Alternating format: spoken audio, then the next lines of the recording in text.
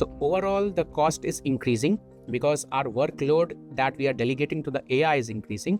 Yes, cost decreased for one token, but then everything else that we give to the AI increased. So overall, the cost will keep on increasing. That's my idea. Say AI becomes extremely easy in terms of implementation, it becomes extremely good, right?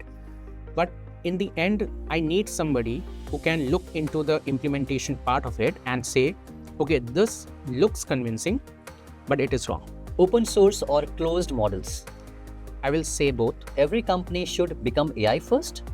I disagree.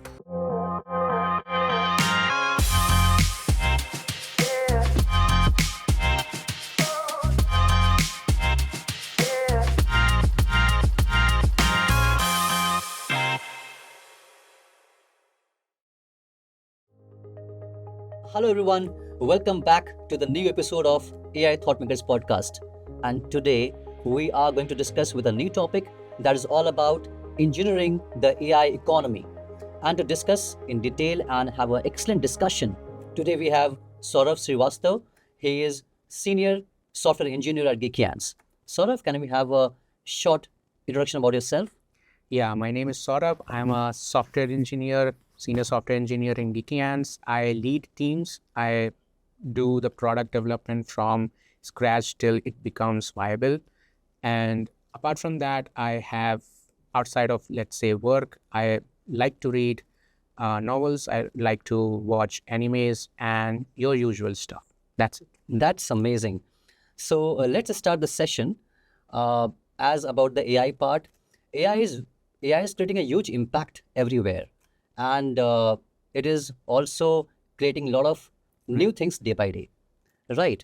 But its pricing and the business value is still evolving. Right. I mean, AI has two components to it. One is the one who is actually paying the AI companies because they are paying for GPUs, inference, electricity, networking, and constant training of their models. So that's the cost that they are bearing. On the other hand, we as a subscribers, right? AI subscription people, we are just subscribing it as just another software.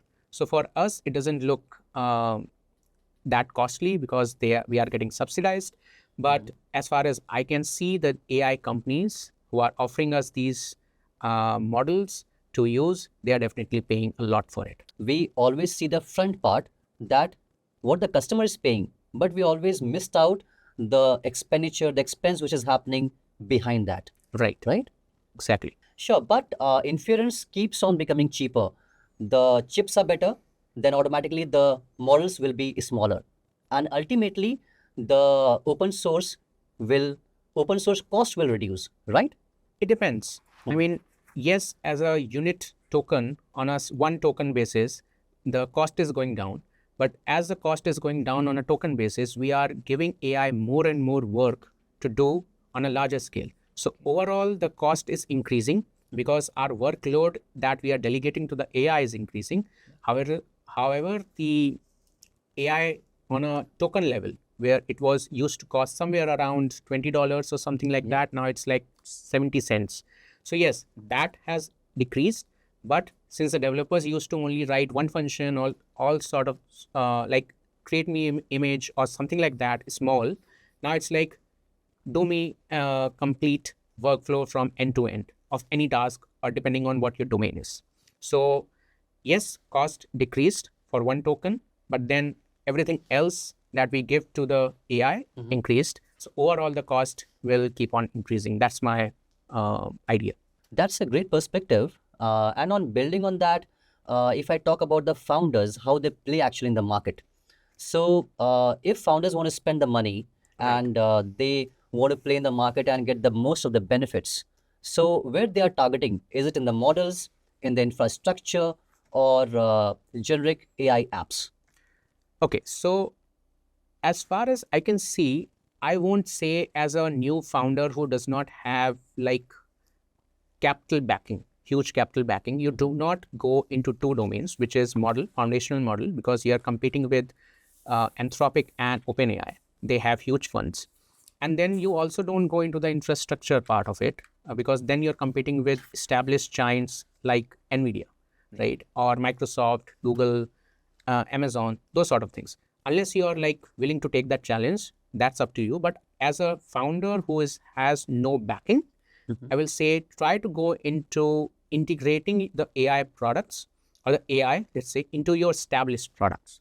And yes, also don't go to the generic AI app, because anything that can be replaced by opening ChatGPT, right? Yeah. And one question, just don't do that. You're setting up yourself for failure. Yeah, that's, I think, the that example will definitely relate to everyone, because the way they are thinking, it will definitely be helpful to relate into this matter, Right. Especially. Okay, so let's talk about building us thinking, right? So if AI becomes extremely helpful in implementation, let's Right. say, then what's the scarce? I will say it will be judgment then, right? Okay. Judgment has to be basically, say AI becomes extremely easy to, in terms of implementation, it becomes extremely good, right? But in the end, I need somebody who can look into the implementation part of it and say, okay, this looks convincing, but it is wrong, right? You need that judgment level of domain expertise and all sort of things, because AI hallucinates a lot. And if you don't have domain level expertise, you will end up believing it. So that's judgment call is where I will say the line of difference now will keep on arising as we move forward with this AI world. True, and that's probably will be the biggest shift in this era, right? Right. Yeah, great. So if I'm moving forward to compare, a very interesting fact that if I hire one engineers who is extremely good in judgment, right? And if I want to hire 5 engineers who are top in prompting skill, so Right. which one you prefer? I will say I will definitely prefer the judgment person. Okay. But they should also know the context engineering part of it, right? So yes, prompt engineering is fine, but it is something that the models themselves will be able to replace as we move forward, because they are getting too good in order to understand the vague instructions. Whereas the context engineering part of it, along with the proper judgment, that is where I believe the value will lie as we move forward. That is a very important factor in terms of hiring part, Right. right? Is this why we still need the strong engineers? I believe so, yes. We need strong engineers who can have proper judgment angle and proper, and also can build basically, when I say context engineering, I'm saying they should be able to build a system which, and own a system for verification purpose. Because where they will actually lie is at the beginning, where they are doing all the system designs and things like that. As a software engineer, I'm talking, and they will then come up at the end of the verification process. Whatever has been implemented is correct or not. So they need to start with the manual process of verification. Eventually, they need to come up with a system that can do it on its own, but they have to own that system. So that's where I believe the engineering decision of hiring should be. Yeah, and that's really connect to something that what I really want to explore for sure. Right. Let's talk about something about the AI products, Okay. because as we all know that on Friday they deploy, and after a couple of days it totally collapse because Right. everything is made from AI, Right. So, and I'm sure that after a couple of days, also after a couple of weeks, which will be happening, that most of the AI products will fail. But I want to know from you why it will happen. Okay. It will be like, it depends. Of course, it is. I'm not talking about all the products. I'm talking about few of them, which was not being evaluated properly from the engineers. Right. So if it is something that has not been evaluated by you and you just deploy it on a Friday, then you're Yes. taking a very big risk, right? You are simply saying that I will not be using my judgment anymore moving forward, and I will simply trust whatever AI outputs, and that will be it. Now, it may work 90% of the time, given how great good the models have become. But in edge cases, they will fail, right? Or maybe you needed something else and it just generated something else. So you need to be there in terms of verification process, and hopefully don't release anything on Friday. That's Yeah. one thing that I will say you should not be doing as a developer. Yeah, this is one of the most important points, right? Right. In terms of deployment. Right. Okay, so if I talk about uh, existing product, so Right. we have already discussed about the new product which is going to be launched by AI. But let's say that the product is already there and we are just adding an AI as an addition, as an extension, you can say that. Okay. So is it a really an innovation, you can say that? It depends what you're adding that AI into, right? If it's just for the sake of marketing, right? We are AI product, then no.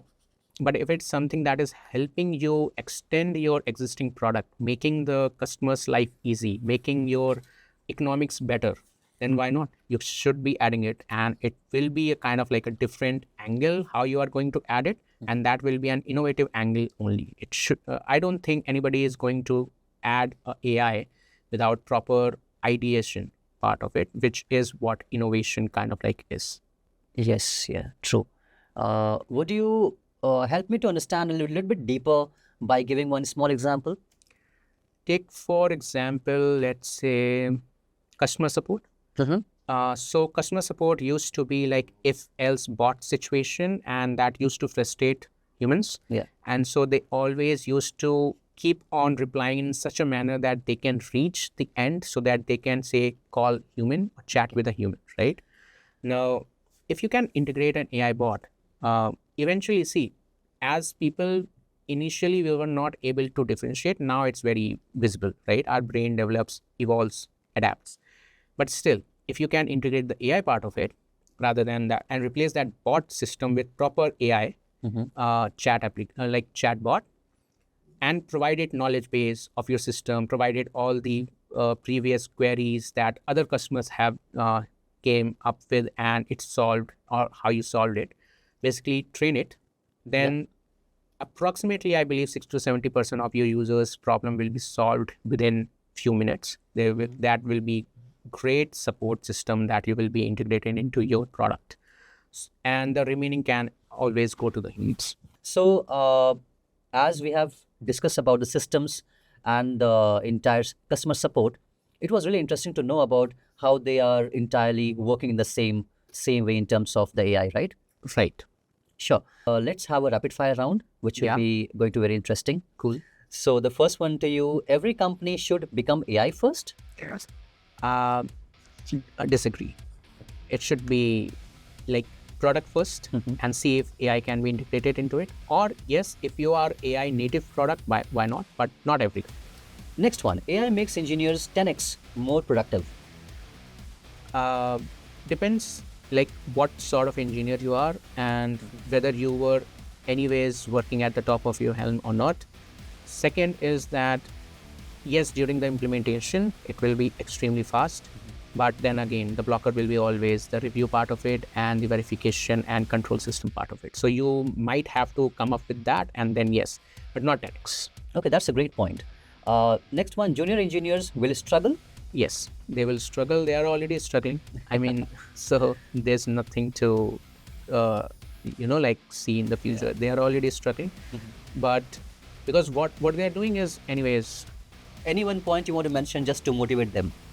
I will say start going into the AI development part of it. There are free models available. There are free plans available. Try to integrate it. Try to integrate that into your workflow and see what part you can delegate and what part you should be having a deep knowledge of. I will say domain expertise is something that you should start developing and try during the interview process. And this is one thing, right? Junior developers cannot just simply do things by themselves. There has to be industry response to it. Absolutely. Because it doesn't matter if whatever the interview process is, that is where the things are no longer matching. Yeah. So that's what I believe. Totally agree that on this part. Open source or closed models? I will say both at this point. Whatever your economic support, go with it. Prompt or architecture? Architecture. The last one: ship fast or ship right? That depends. If you are a MVP, let's say if you are some sort of like a startup which is trying to introduce your product in the market, try to move fast, so ship fast. But if you are established product and you are already there, I guess start shipping right, because your customers matter more.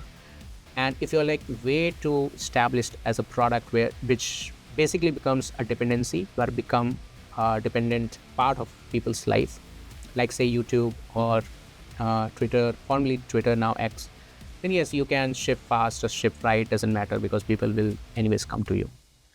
Definitely, that's worth thinking about. Right. Yeah. So our audience love to have something about the prediction. So Okay. something about which you can able to predict about the future. So if I want to know from you one thing about the people are overestimating now. I will say people are overestimating that how much AI will be replacing us. There are a lot of jobs outside of desk work, Yeah. which is something that AI is not replacing anytime soon. And even if they try to replace it with, say, robots, the cost will be too high, especially in most countries. Then, yeah, so I guess that will be the case where people are overestimating the entire thing. Definitely, because the AI models, how they are using the AI right now, and as you mentioned about the robots, there is no comparison at all. Yeah, it's not like give and take. It's not just mathematical situation like, okay, if this is the thing, then this is what I'm getting. That's not how it's working. True. That's really powerful statement, Saurav. And yeah, thank you so much for joining today. Yeah. We are already in the end of the session, and we have got so much of insights from you. I'm sure this will be definitely used by all the audience. Yeah. They will, of course, discuss their friends, and they'll be giving us a feedback, I'm sure. So let's meet in the next podcast after 2 to 3 months for sure. Yeah, sure. Cool. Thank you once again for joining. Thanks. And to all the audience, thank you for watching the entire podcast. We will be catching you soon after a week with a new episode, with exciting episode. Till then, keep building, keep innovating. Thanks so much. Thank you.